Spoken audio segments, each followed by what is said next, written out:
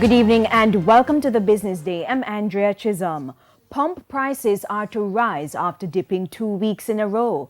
PetroLeuum says it will add $2.98 to each liter of gasoline, taking the price of both grades of the fuel to the highest they have been in a month. The price of regular and low sulfur diesel will be going up as well, both over $1. Kerosene is up more than $3, while propane and butane prices will decline. In defiance of World Trade Organization rules, Industry Minister Audley Shaw says any new cement producer in Jamaica must use local raw materials in production. Addressing a Carib Cement function earlier this week, Mr. Shaw said he would not allow imports of materials such as limestone to produce cement when Jamaica has ample supplies. TVJ's Dashan Hendricks reports.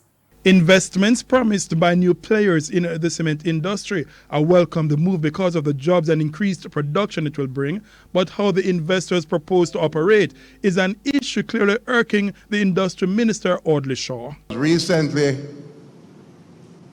we are being told that we can't stop other companies from coming to Jamaica and manufacturing cement, even if they import raw material. But in defiance of international laws, Mr. Shaw said he will not support any company doing so. And I want to say publicly here today that the government of Jamaica will not allow a company to come into Jamaica to produce cement by importing limestone when we have limestone in such abundance here. He was speaking at a Carib Cement ceremony on Monday to inaugurate a new palletizer, which will increase its daily output from 35,000 bags of cement to 55,000 bags. Carib Cement says at current production levels, it could supply 100% of the market with its products. It halted cement exports in recent years, but now it says it could restart soon. We could start seeing some exports of cement towards the end of the year. And that is very important for Carib Cement, and it's also very important for the country. In the way you bring more US dollars, more hard currency when you export, that will enhance and go directly to the GDP growth of the country. And that is something that we want to be part of. Dashan Hendricks, TVJ News. Let's take a look at the foreign exchange market now. Currency trading ended today with the US dollar selling for $142.53. The Canadian dollar, $106.77. The pound costs $183.94, while the euro is going for $155.88.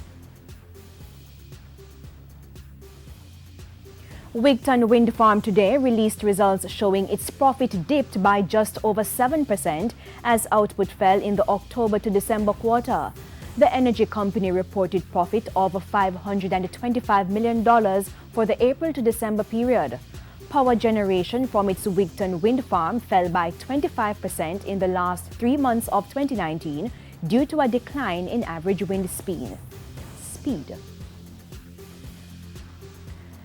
And stock trading ended today with the main index down more than 5,600 points, while the junior market lost 30.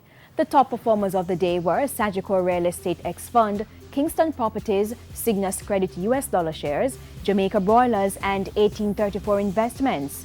Among the losers, Proven US dollar shares, Jetcon, 138 Student Living, Main Event, and Cygnus Jamaican dollar shares. And that's the Business Day. I'm Andrea Chisholm. Good evening.